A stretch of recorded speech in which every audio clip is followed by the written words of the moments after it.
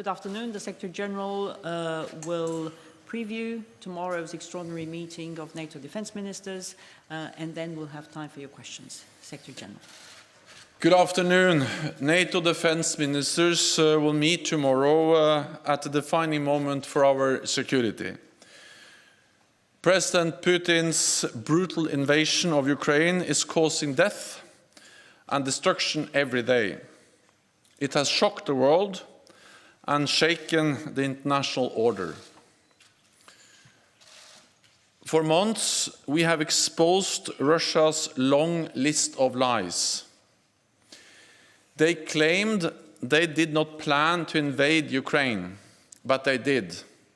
They claimed they were withdrawing their troops, but they sent in even more.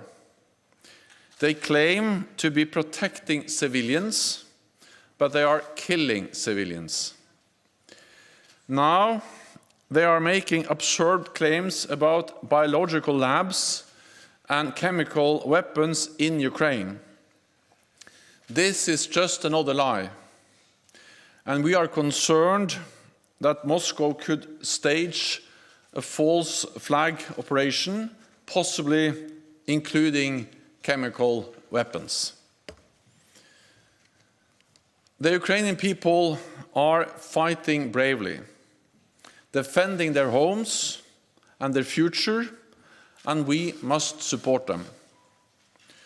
Tomorrow we will be joined by the Ukrainian Defense Minister Alexei Reznikov and our other partners Georgia, Finland, Sweden and the European Union. The whole world has condemned this senseless war. NATO allies, the European Union and other countries have introduced unprecedented sanctions on Russia. For many years, NATO allies have trained tens of thousands of Ukrainian troops. Many of them are now fighting on the front lines. Allies have also provided significant quantities of critical equipment, including anti-tank and air defense weapons, drones, ammunition and fuel. This training and equipment is helping Ukraine to defend itself. Ukraine has a fundamental right to self-defense enshrined in the UN Charter, and NATO allies and partners will continue to help Ukraine uphold that right by providing military equipment and financial and humanitarian assistance. NATO's core task is to protect and defend all allies. We have responded to this crisis quickly, activating our defense plans, raising our readiness, and deploying the NATO response force for the first time for collective defense. There are now hundreds of thousands of forces on heightened alert across the alliance, 100,000 US troops in Europe, and around 40,000 troops under direct NATO command, mostly in the eastern part of the alliance. Backed by major air and naval power, as well as air defenses.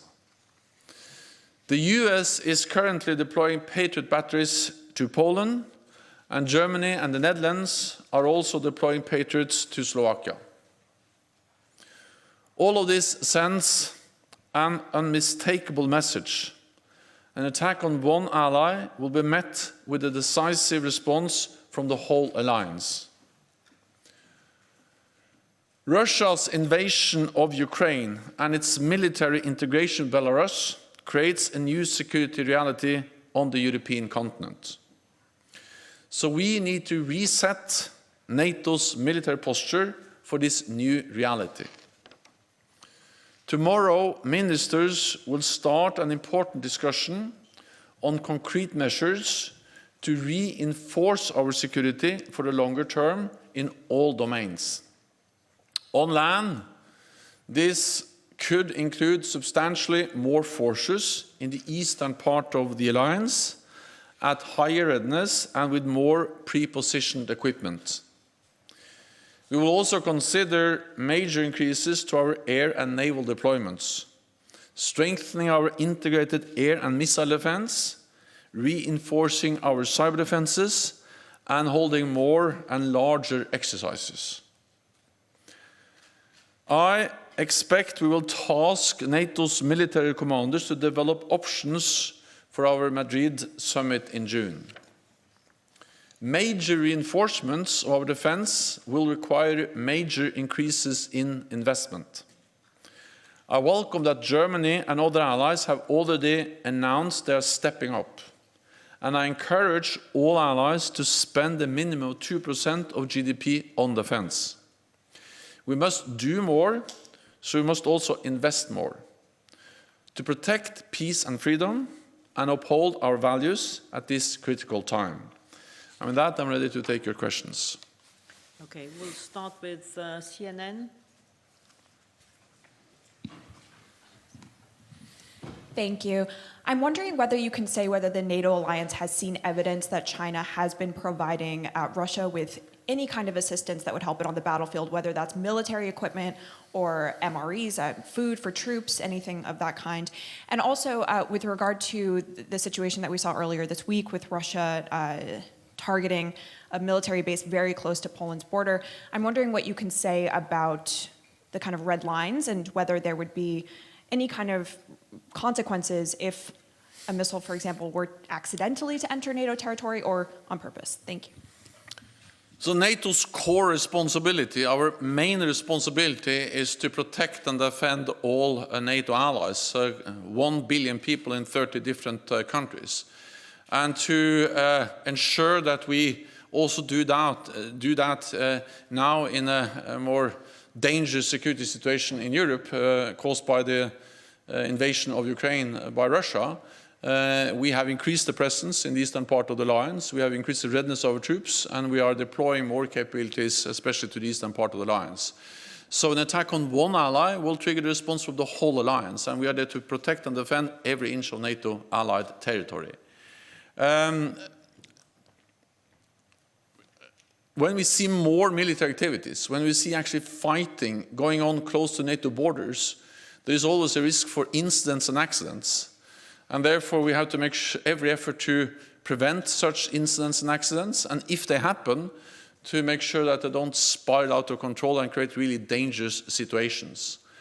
We are very closely monitoring the airspace and the border areas around NATO, and our military commanders also have the lines to their Russian commanders to help to prevent incidents and accidents, and also prevent them from spiraling out of control if they happen. On China, so China should join the rest of the world, condemning strongly the brutal invasion of Ukraine by Russia. And any support to Russia, military support, any other type of support, will actually help Russia conduct a brutal war against an independent sovereign nation, Ukraine, and help them to continue to wage war which is causing death, suffering, and an enormous amount of destruction. So China has an obligation as a member of the UN Security Council to actually support and uphold international law, and the Russian invasion of Ukraine is a blatant violation of international law. So we call on Russia to clearly condemn the invasion and, of course, not support Russia, and we are closely monitoring any signs of support from China to Russia. We'll go to the National News Agency of Ukraine, over there. Dmitry Shkurko, National News Agency of Ukraine. Secretary General, NATO have a glorious story of supporting some countries and preventing bloodshed, for example, like it happened in Sarajevo, in Kosovo, and so on. What is the threshold for NATO when the Russian killings will, will overcome that threshold to NATO for direct involvement. And the short follow-up because of that, if you follow the Russian rhetorics, they are not going to stop purely in Ukraine. So that the question is, isn't it the right time for NATO to intervene, to defeat and to broke the Putin's military machine while it's stick in Ukraine, while waiting when the Russian bombs will be falling to the European capitals? Thank you. NATO allies have supported Ukraine for many years, and especially since Russia invaded Ukraine for the first time back in 2014. And NATO allies like the United Kingdom, the United States, Canada have also helped to train tens of thousands of Ukrainian forces, special operation forces and other troops.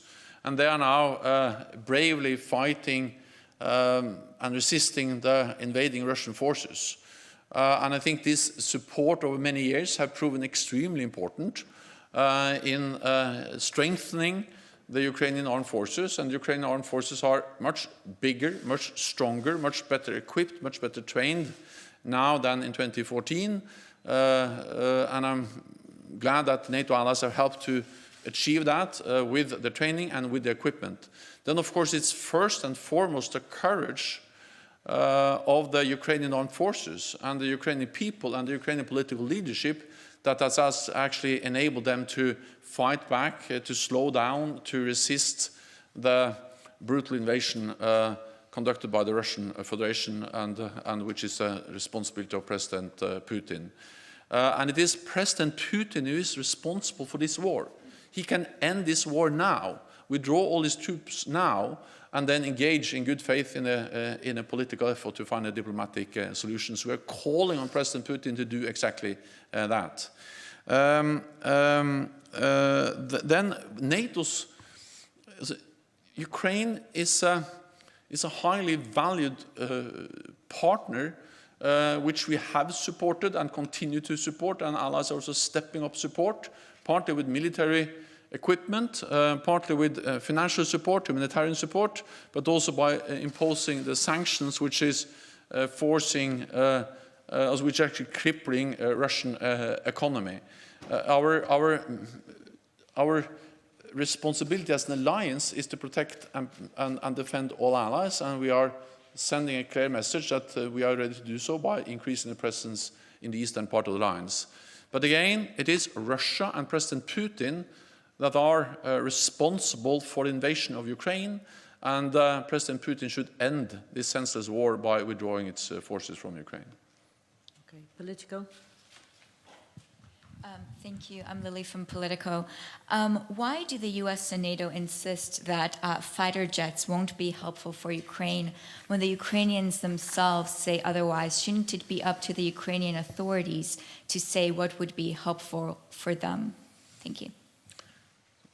NATO allies are providing many different types of equipment, including advanced air defense systems, which have actually helped the Ukrainians to shoot down Russian planes, Russian missiles, and the allies continue to provide support also when it comes to different types of air defense systems. But I will not go into the details of every type of supply, every type of support, exactly how and where, because I think that will just make it harder and more difficult to continue to provide this type of support. NATO allies are stepping up and providing also advanced air defense systems. Wall Street Journal.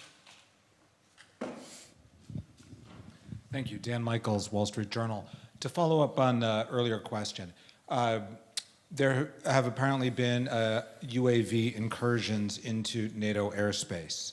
Apparently one Russian drone entered and left Polish airspace, and another one crashed in NATO territory. How do you determine when something like that is an act of aggression or an act that warrants response? And you were talking earlier about escalation.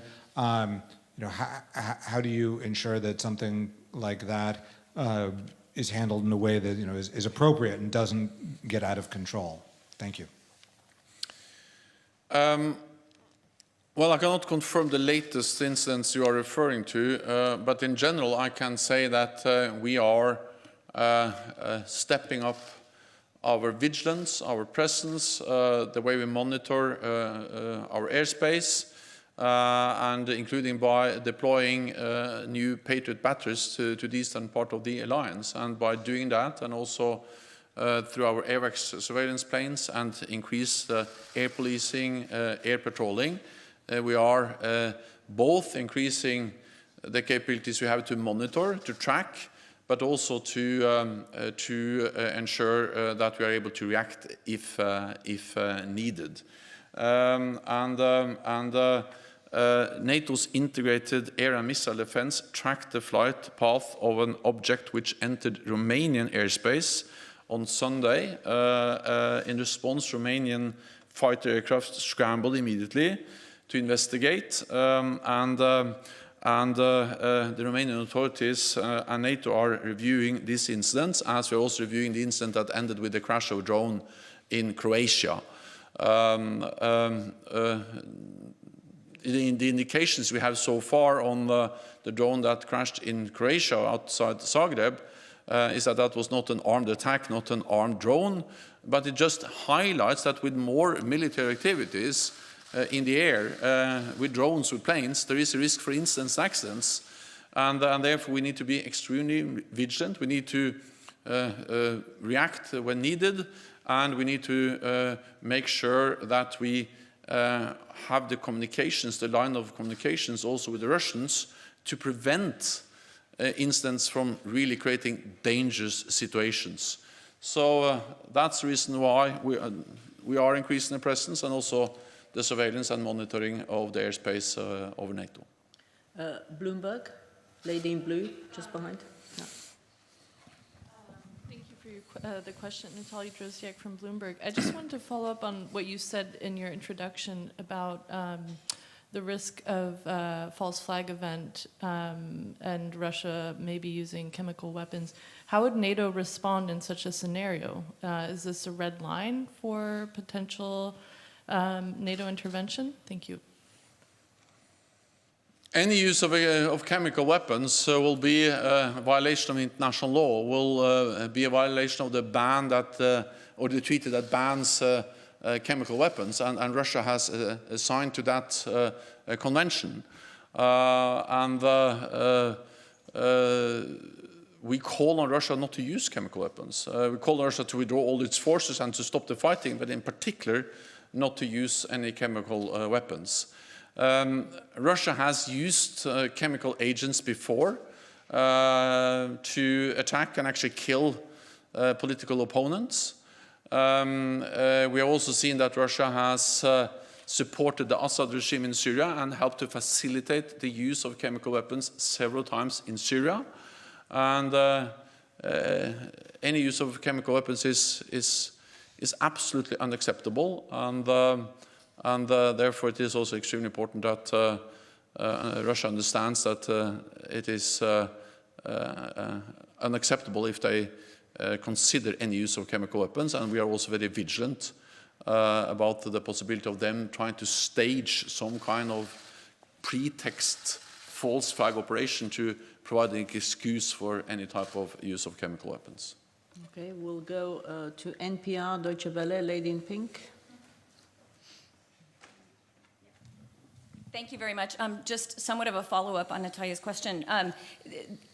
She was asking whether what NATO would do and whether this changes your red lines. So as you say that you are looking at NATO's military posture again, is this something that you would consider changing? You have said that this would be a war crime, and we know that simply warning Russia against doing something is not enough of a deterrent to stop it. So if NATO knows, or if NATO sees that a chemical attack could take place and you say that's a war crime, would NATO consider changing the fact that it would not intervene in case of such a threat? Thank you. Our main responsibility is to protect and defend all NATO allies. It is important that Russia understands that we are there to do exactly that. We have conveyed a very clear message to Russia about that we also see when they try to stage pretexts for the use of chemical weapons. We have seen that they, throughout this crisis, have tried to create different kinds of false flag operations to try to provide excuses for the use of force. We saw that in the lead-up to the intervention, and now we have seen them accusing Ukraine and also NATO allies developing chemical weapons. And that's an absolute lie, and therefore it also makes us a bit concerned about the possibility that they are actually planning to do that. The President of the United States and other allies also made it very clear that if they use chemical weapons, there will be a high price to pay. But I will not speculate about any military response from the NATO side, except for saying very clearly that NATO's main responsibility is to make sure that we defend and protect all allies. DPA, gentleman in white, just behind, yeah. No, okay. Frankfurt Allgemeine Zeitung. Thomas Kutschka, Frankfurt Allgemeine Zeitung. Secretary General, after the demise of the INF Treaty, it's been NATO's position that the Russian deployment of SSC-8 will not be reciprocated by the deployment of medium or intermediate nuclear-capable missile systems. In the light of the Russian aggression against Ukraine and President Putin's threats, nuclear threats to NATO, in your view, does this stance need to be reviewed? The demise of the INF Treaty was a serious setback for international arms control, because the INF Treaty, agreed in 1987, banned all intermediate range weapon systems.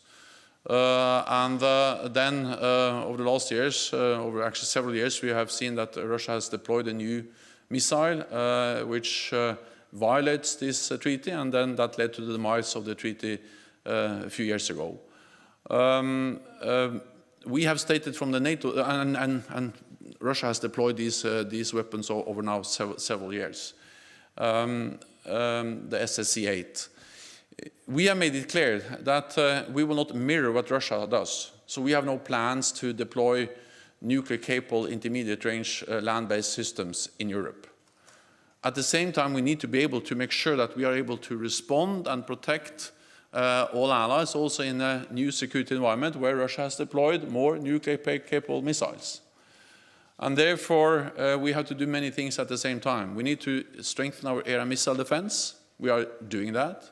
We need to invest more in advanced conventional capabilities, including fifth-generation aircraft. And I welcome the German decision to invest in fifth-generation aircraft. We need also to increase the readiness and our ability to monitor, detect. And of course, we also need to make sure that NATO's nuclear deterrent remain safe and secure and effective. And that's exactly what we're doing when we are now making sure that we exercise and ensure the effectiveness of our nuclear deterrent. Okay, we have Associated Press.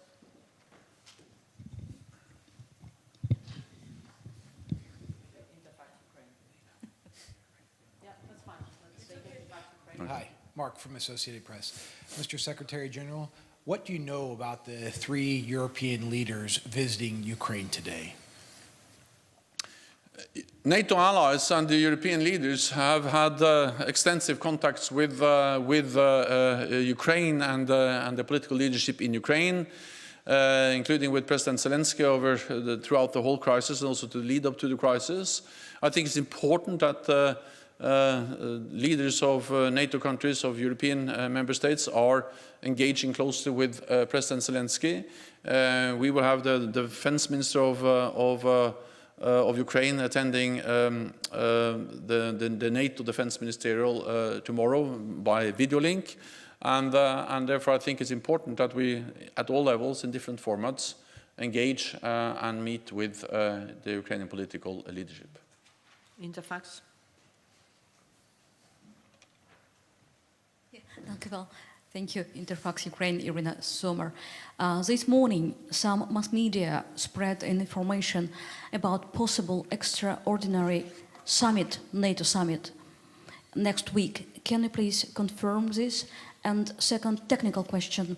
According to my information, it took for NATO bureaucracy 1.5 weeks to implement Ukrainian request for fuel. Can you please comment on this too? Thank you. Well, NATO allies are providing and have provided a lot of different types of support to Ukraine. Some of this is channeled through the NATO framework. Some are provided bilaterally. And for us, it is important that we provide support on short notice and that we provide critical support which Ukraine needs. Overall, I think the message is that over many years, leading up to invasion, but also after invasion, allies have been very quick in stepping up and providing support. And again, I'm a bit reluctant to go into all the details about exactly how and where and when, but the overall picture is that allies are providing significant support, and they have done so on short notice, and that's different types of weapons, but also that includes fuel. Well, NATO allies have consulted and coordinated closely over several weeks, both in the lead up to the invasion, but also after the invasion. We had a virtual summit just one day after, and we will have different ministerial meetings, also extraordinary ministerial meetings, and we will have an extraordinary defense ministerial meeting tomorrow. Then we are able to convene also a NATO summit with all the NATO leaders on short notice, but I cannot go into more details about that now. Okay, we'll take a couple of questions online. We'll go to Jutarnyi list, Augustin Pajokai. Yes, thank you, Anna. Secretary General, I have a question which many people in Croatia are asking. How is it possible that a drone of 6 tons heavy enters NATO airspace and flies for around an hour and crashed in the capital of a NATO member state, while you are so vigilant in defending NATO sky?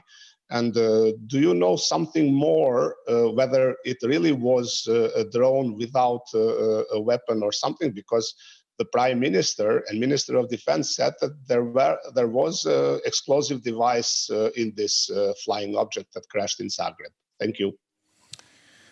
Well, I spoke with Prime Minister Plenković on Sunday, and we are working together to establish all the facts, but the preliminary indications and information we have is that this was an unarmed drone, and that the drone was off course, and that it ran out of fuel and crashed outside Zagreb, or crashed in Croatia. But we will have more confirmed facts soon, but that's the information we have so far. I think also it is important to realize that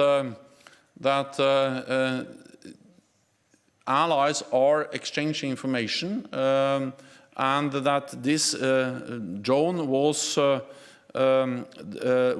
tracked by the NATO's integrated air and missile defense tracked the flight of the drone that later crashed in Zagreb. But again, we will make sure that the different allies that were involved share all the information, and then we can establish all the facts about what this happened. I think, if anything, it demonstrates the need to further strengthen integration, further strengthen information sharing among allies, and also to invest more and upgrade everything from radars to our presence of air and missile defense systems, and that's exactly what we do, also by deploying more Patriots in the eastern part of the alliance. Okay, we'll go to Robert Lupitu, Calea Europeană. Thank you very much for taking my question. Mr. Secretary General, I want to ask you whether there will be a speed-up process for this establishment of the NATO battle group in Romania? And also, since you mentioned about a reset in NATO's defense posture after Russia's invasion into Ukraine, do you think that this reset will also mean an unitary approach, both for the northern part of the eastern flank and both for the southern part of the eastern flank? We will see the same level of troops and defense commitment in the Baltics, in Poland, and also in Romania and Bulgaria? Thank you very much. So we have already increased significantly our presence in the eastern part of the alliance, also in the Black Sea region, with more troops. I went to Romania a couple of weeks ago, and I met with US forces, German forces, and other forces there who have actually increased their presence. And now the lead elements of the NATO response force have been deployed to Romania, French troops. And this demonstrates that there is already a significant increased military presence in the eastern part of the alliance. We speak about 40,000 forces on high readiness and the direct NATO command. Then we have the national forces. We have also bilateral arrangements. So in total, this is a quite significant presence both in Romania and the southeast of the alliance, but also in the Baltic region. This is our immediate response. And as I said, the battle groups is under establishment with the French-led VJTF element. Then what we will discuss at the Defense Ministerial meeting is not only the immediate response and the need for support to Ukraine, but we will also look at the need to reset our presence, our deterrence and defense posture in light of the Russian invasion of Ukraine and the integration of Russian and Belarusian forces. That will take some more time because I think we need to assess the different options. We need advice from our military commanders, and I expect that the ministers, when they meet tomorrow, will agree will agree to ask our military commanders to provide advice for a more longer-term adaptation. So I think it's important to distinguish clearly about the immediate response, already tens of thousands of more troops, air power and naval power, and then the more long-term adjustment of our posture. There will take some more time before we take final decisions. I expect that to be made at the NATO summit at the end of June. Thank you very much. This concludes this press conference. We'll see you tomorrow. Thank you.